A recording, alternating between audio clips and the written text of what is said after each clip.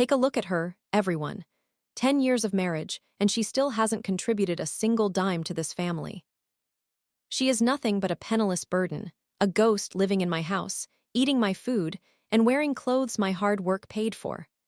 Those were the exact words my husband, David, projected into the microphone at the grand ballroom of the Plaza Hotel. There were 242 guests in attendance, including his business partners, my former colleagues, and our entire extended family. My name is Clara Vance. I am 34 years old, and this is the story of how my husband tried to publicly erase my dignity to shield his own fraud. Only to realize too late that the quietest person in the room often holds the keys to the kingdom. Today, David sits in a state correctional facility, and the house he tried to lock me out of belongs entirely to me, thanks to a man who truly understood the value of my labor. To understand how I found myself standing beneath a crystal chandelier while my husband dismantled my character, you have to understand the architecture of our life in Oak Ridge. We lived in a 5-bedroom colonial house on Elmwood Lane. It was a home built on appearances.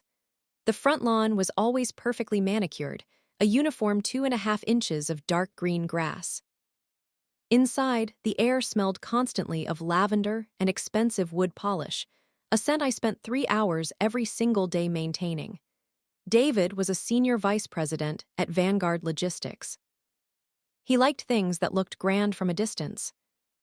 He liked the polished brass doorknobs, the leather-bound books in his study that he never read, and the way I looked on his arm when we attended company dinners.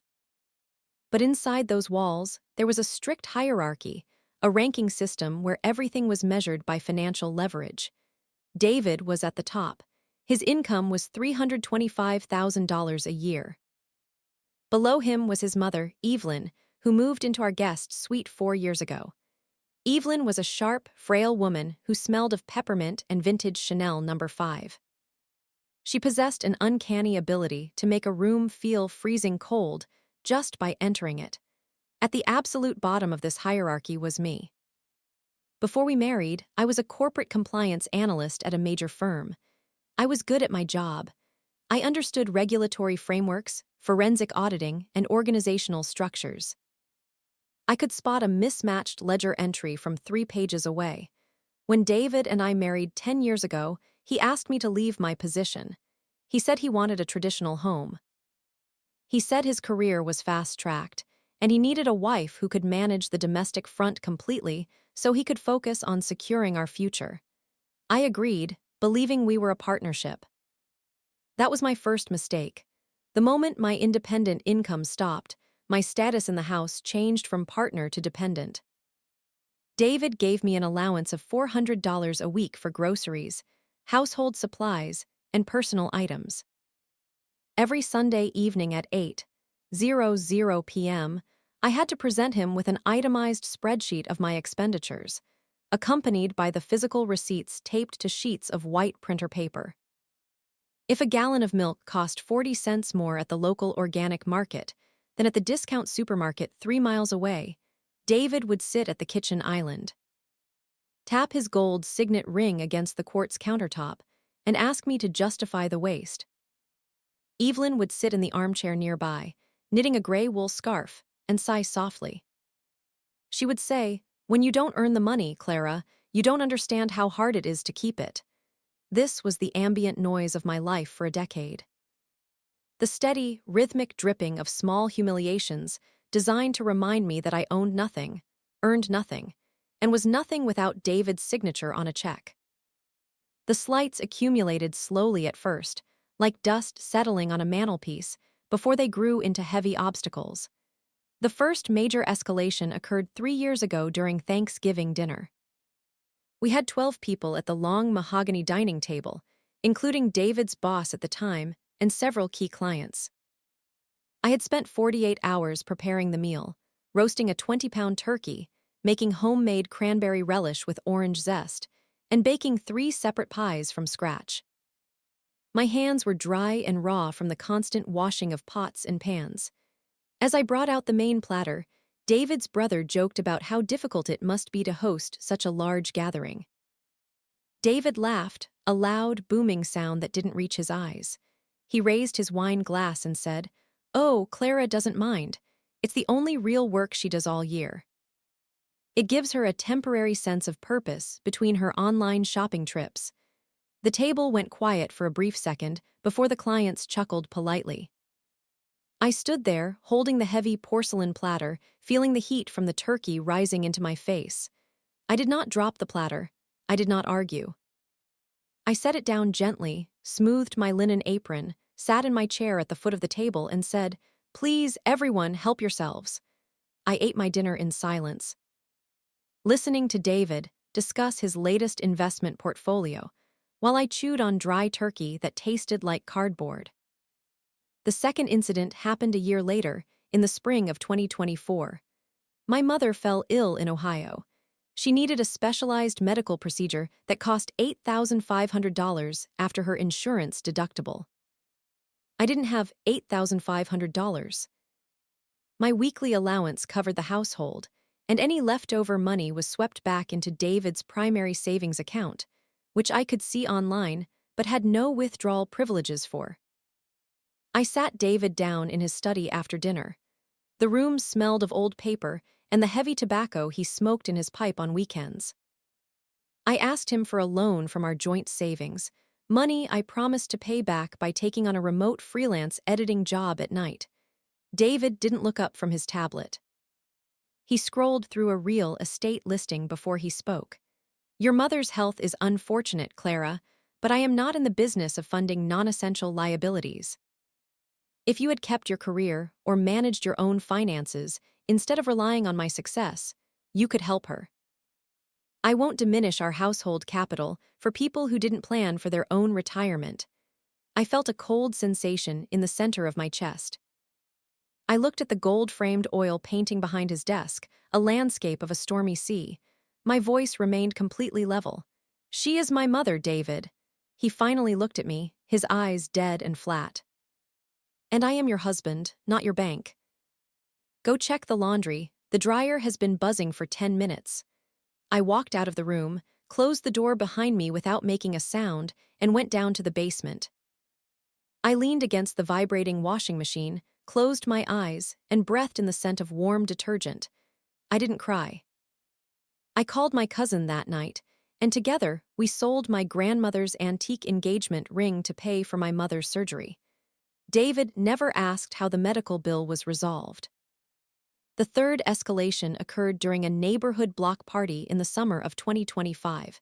We were standing on the driveway of our neighbors, the Harrisons.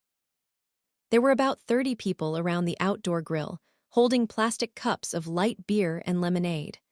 The topic of conversation turned to the rising property taxes in Oak Ridge.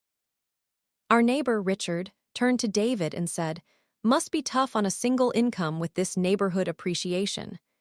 David smiled, putting his hand over my shoulder. His fingers gripping my collarbone, just tightly enough to cause a dull ache. "It's a sacrifice, Richard, but someone has to stay home and make sure the silver is polished. I just wish the decoration matched the cost of maintenance." He looked down at my shoes, a pair of leather flats I had owned for 4 years, the soles slightly worn at the heels. "Clara here is starting to look like an old asset that needs a significant write-off." A few neighbors shifted uncomfortably. I looked directly at David, my eyes locked onto his. I didn't pull away from his grip. I simply lifted my plastic cup, took a sip of lukewarm water, and said, "The value of an asset depends entirely on who is evaluating it, David." He laughed it off, calling me philosophical. But his grip tightened for a fraction of a second before he let go to grab another beer. The inciting act, the line that could never be uncrossed, happened 6 months before our 10th anniversary. I was cleaning David's study on a Tuesday morning. The sun was coming through the window, highlighting the dust motes in the air. As I emptied his waste paper basket, a crumpled piece of heavy cream stationery caught my eye. It bore the letterhead of Mercer and Sterling, a boutique family law firm in the city. I smoothed the paper out on the mahogany desk. It was an initial consultation summary for a pre-divorce asset protection strategy. The document detailed David's explicit intention to file for divorce shortly after our 10th anniversary. More importantly, it outlined a comprehensive plan to shield his assets, transfer his bonuses into offshore shell accounts, and use our 10-year mark to trigger a specific clause in our prenuptial agreement that would limit my spousal support to a single lump sum of $25,000. Provided he could prove I had not contributed to the household's economic growth. The document contained a handwritten note from his attorney in the margin. Ensure she remains unemployed and has no documented involvement in your business affairs. Public perception of her as a pure dependent will strengthen our position regarding the lifestyle standard. I stood in the quiet study, holding the paper. The grandfather clock in the corner ticked with a heavy metallic thud. My heart did not race. My hands did not shake. I looked at the signature at the bottom of the page, David's bold, arrogant cursive. He wasn't just tired of our marriage. He was actively engineering my financial ruin while I washed his shirts and cooked his meals. He wanted to cast me out onto the street with nothing but a suitcase and $25,000 after a decade of service. I carefully refolded the paper, placed it back in the exact position I had found it at the bottom of the wastebasket, and walked out of the room. I went to the kitchen, poured myself a glass of tap water, and sat at the table. I didn't shed a single tear. The sadness was entirely gone, replaced by a cold, crystalline clarity. I knew exactly what I had to do. I was an analyst by trade. David had forgotten that. He thought he had married a decoration, but he had actually brought a compliance auditor into his criminal enterprise. The next morning, I made a phone call. I didn't call a divorce lawyer. I called Arthur Sterling, not the lawyer from his document, but Arthur Sterling, the CEO and founder of Sterling Global Enterprises, a multi-billion-dollar international shipping and logistics conglomerate. Arthur was 72 years old, a legendary figure in the industry, and a man who had known my father decades ago. More importantly, Arthur's company was the primary client of Vanguard Logistics, the very firm where David worked. In fact, David's entire career projection depended on securing a new 20-year exclusive shipping contract with Sterling Global that was set to be finalized at the end of the fiscal year. I called Arthur's direct office line. His assistant recognized my maiden name and put me through. "Clara, my dear," Arthur's deep, gravelly voice came through the line. "It's been too long." "How are you?" "I am functional, Arthur," I said, my voice steady and calm, "but I require a professional consultation.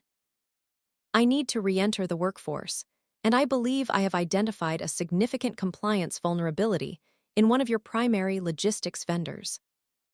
I would like to offer my services as an independent external auditor." There was a long pause on the line. I could hear the faint sound of Arthur shifting papers on his desk. "A compliance vulnerability? With whom?"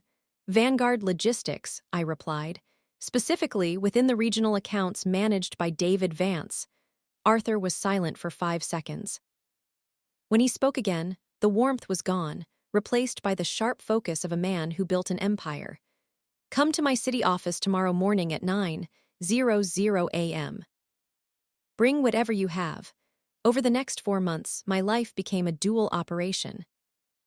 By day, I was the dutiful, quiet housewife who ironed David's trousers and listened to Evelyn complain about the quality of the organic strawberries. By night, while the house slept, I sat in the small sewing room in the basement with a portable scanner that I kept hidden inside an old sewing machine cabinet. David was arrogant. Because he viewed me as financially illiterate and technologically incompetent, he frequently brought his work laptop home and left his encrypted corporate flash drives on his desk. He even had me print out his monthly regional financial reports because he disliked looking at long spreadsheets on a screen.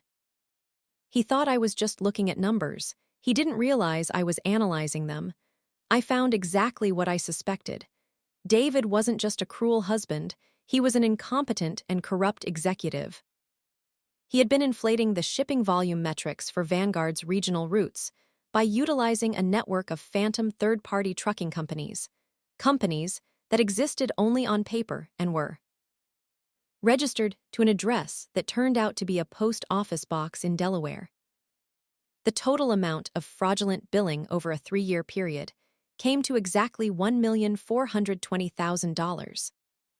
He was skimming from his own company, and by extension, overcharging Sterling Global by hundreds of thousands of dollars to pad his own performance bonuses and fund his offshore accounts. Every single document, every fake invoice, every mismatched bill of lading was meticulously scanned, categorized, and saved onto a secure cloud drive. I cross-referenced every transaction with the exact dates of his business trips and his personal banking records. I compiled a 148-page forensic audit report that was cleaner and more precise than anything a major accounting firm could produce on short notice. On a rainy Tuesday in October, I delivered the digital drive and a physical binder of the report to Arthur Sterling at his penthouse office. He sat in his leather chair, spectacles balanced on his nose, flipping through the pages in absolute silence for 45 minutes. The only sound in the room was the rain tapping against the reinforced glass windows 60 floors above the city. When he finished, he closed the binder with a soft thud. He looked at me, his eyes filled with a mixture of respect and grim anger. "He has been stealing from me," Arthur said quietly. "And he has been using my company's good name to launder his own metrics." "Yes," I said. "He has, and you did this while living under his roof." "I did." Arthur leaned back, intertwining his fingers. "What do you want, Clara?" "If I take this to the board and the federal prosecutors, your husband's career is over. He will face significant prison time. Your lifestyle, this house, your financial stability, it will all be dismantled." "The lifestyle belongs to him, Arthur, not to me," I replied, looking him dead in the eye. "I don't want his money. I want my independence. And I want the truth to be known in the exact arena where he tried to construct his lie." Arthur smiled, a slow, dangerous expression that showed exactly why he was feared in the corporate world. "Vanguard Logistics is throwing a grand gala for your 10th wedding anniversary next month at the Plaza Hotel. They think it's a great public relations opportunity to showcase their star executives' stable, traditional family values before we sign the new contract. I am invited as the guest of honor." "I know," I said. "I received the catering invoices yesterday." "Then let us give them a performance they will never forget," Arthur said. "As of this moment, Clara, you are hired as the Senior Director of Global Compliance for Sterling Enterprises. Your starting salary is $210,000 a year. Your contract begins tomorrow. But we will keep your employment confidential until the evening of the gala." "Thank you, Arthur," I said. I stood up, buttoned my coat, and left the office. The weeks leading up to the gala were an exercise in extreme restraint. David was increasingly hostile. He spent more time on his phone, frequently leaving the room when a call came in.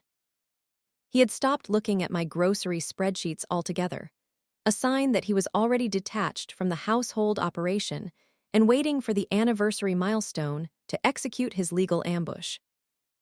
Evelyn was busy selecting a diamond necklace from her private collection to wear to the event.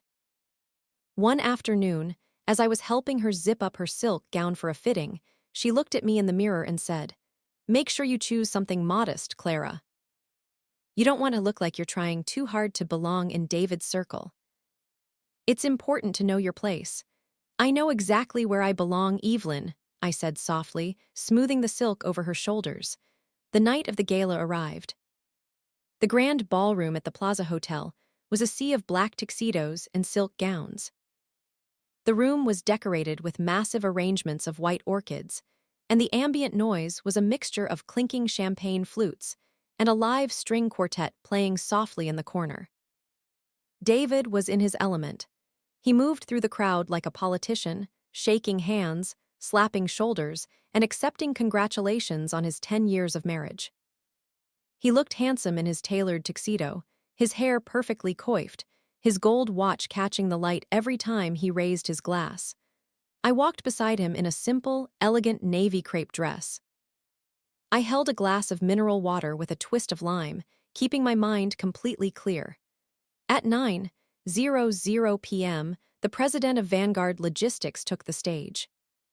He gave a brief speech about the company's success, and then called David up to receive a commemorative Crystal Award for his decade of service and his role in maintaining their partnership with Sterling Global. The crowd applauded loudly as David took the microphone. He stood at the podium, basking in the adoration of the room. He thanked the board, he thanked his colleagues, and then he looked down at the front table where I was sitting next to Evelyn. "I want to take a moment to recognize my wife, Clara," David said into the microphone, his voice dripping with a false, practiced warmth. He signaled for me to stand. I stood up slowly, smoothing my dress, facing the audience. That was when his tone changed. He didn't smile. He looked out at the crowd of his peers, his business partners, and the elite of the logistics industry. "We are celebrating 10 years tonight. And people often ask me how I manage the stress of a high-powered corporate career while maintaining a home. The truth is, it's about management. Take a look at her, everyone. 10 years of marriage, and she still hasn't contributed a single dime to this family. She is nothing but a penniless burden, a ghost living in my house, eating my food, and wearing clothes my hard work paid for. I've tolerated her dependency because it served a purpose, but a successful company cannot afford to carry dead weight forever. And neither can I." A collective gasp rippled through the room. The string quartet stopped playing. The silence that followed was heavy, suffocating, and absolute. Evelyn sat up straight, a small, triumphant smirk touching her lips. David looked down at me from the stage, his face filled with an arrogant, unchecked malice. He thought he had delivered the killing blow. He thought he had publicly established my status as a zero-value dependent in front of the entire community, perfectly aligning with the legal strategy outlined in his hidden divorce documents. I did not flinch. I did not lower my head. I stood in the center of the grand ballroom, 242 pairs of eyes locked onto me, and I remained completely still. I did not look like a victim. I looked like a judge. From the back of the room, a clear, authoritative clap broke the silence. Arthur Sterling stood up from the VIP table. He didn't look at David. He looked directly at me. He walked down the center aisle of the ballroom, his heavy leather shoes sounding out against the polished parquet floor. He reached the stage, took the spare microphone from the stand, and turned to face the audience. "David," Arthur said, his voice echoing through the high-ceilinged room with massive, undeniable weight. "You are an exceptional fiction writer, but a remarkably poor executive. You claim your wife has contributed nothing to your family's wealth. The reality is that without her, you wouldn't even have a career to brag about tonight." David's smile froze. His face went pale beneath the stage lights. "Arthur, please, it was just a joke between family." "It is not a joke," Arthur interrupted, his voice dropping an octave, cutting through the room like a steel blade. "And I am not your friend." Yesterday morning, the board of directors of Sterling Global Enterprises reviewed a comprehensive forensic compliance report detailing systemic billing, fraud, document forgery, and metric manipulation within Vanguard's regional accounts. The total theft from my company is exactly $1,420,000. That report was compiled, verified, and delivered to me by the new Senior Director of Global Compliance for Sterling Enterprises. Her name is Clara Vance. The ballroom erupted into a frantic murmur. David gripped the edges of the podium so tightly his knuckles turned white. His eyes widened, darting from Arthur to me, his mouth opening and closing like a fish out of water. He looked completely unraveled, his carefully constructed veneer of corporate superiority shattering in a matter of seconds. Arthur turned back to the audience. "As of 5:00 p.m. this afternoon, Vanguard Logistics has been served with a formal termination of our shipping contract. Furthermore, a copy of Director Vance's forensic report has been delivered to the Compliance Division of the Internal Revenue Service and the Criminal Division of the Department of Justice. 2 federal agents are currently waiting in the lobby of this hotel to escort Mr. Vance to a preliminary arraignment. Arthur stepped off the stage, walked over to my table, and pulled out my chair. I sat down calmly. I looked up at David, who was still frozen at the podium, his face entirely drained of color, a bead of sweat slowly rolling down his temple into his collar. I leaned forward, my voice clear enough to carry to the tables around us. The asset has been reevaluated, David. You are dismissed. 2 men in dark suits entered through the side doors of the ballroom. They walked up the steps of the stage, took David by his arms, and led him out of the room in front of every single person he had ever sought to impress. He didn't say a word. He didn't even look back. The aftermath was swift and total. David's defense team attempted to negotiate a plea deal, but the evidence I gathered was so absolute, so clean, and so mathematically undeniable that they had no leverage. He pleaded guilty to federal wire fraud and grand larceny. He was sentenced to 7 years in a federal correctional facility and ordered to pay full restitution of the $1,420,000, along with substantial tax penalties. To satisfy the judgment, his personal bank accounts, his offshore shell accounts, and his entire investment portfolio were liquidated. The colonial house on Elmwood Lane was put up for auction. Because the property had been purchased during our marriage, using funds that were now proven to be derived from his fraudulent activities, my attorney successfully argued that my equitable distribution claim took precedence over the corporate creditors. The court awarded me the title to the house entirely free of any mortgage or lien, along with a lump sum judgment from his remaining non-fraudulent assets totaling $450,000. Evelyn was forced to vacate the guest suite within 48 hours of the gala. She called me from her hotel room 3 weeks later. Her voice was no longer sharp, it was weak, trembling, and old. She spent 10 minutes apologizing, weeping into the phone, telling me she had always loved me like a daughter, and asking if she could return to live in the house, because she could not afford the assisted living facility on her meager Social Security income. I listened to her breathe on the other end of the line. I smelled the faint trace of lavender polish in my clean, quiet kitchen. "I accept your apology, Evelyn," I said, my voice completely level. "But your housing security is a liability I am not in the business of funding. You should have planned better for your retirement." I hung up the phone before she could respond. It didn't matter anymore. Her opinion of me had never been real. It was just a reflection of the power dynamic she relied on. Once the dynamic flipped, she became irrelevant. I still live in the house on Elmwood Lane, but I have changed the interior completely. The lavender scent is gone, replaced by the smell of fresh paint, citrus, and real wood. The leather-bound books in the study have been replaced with texts on international maritime law and corporate governance.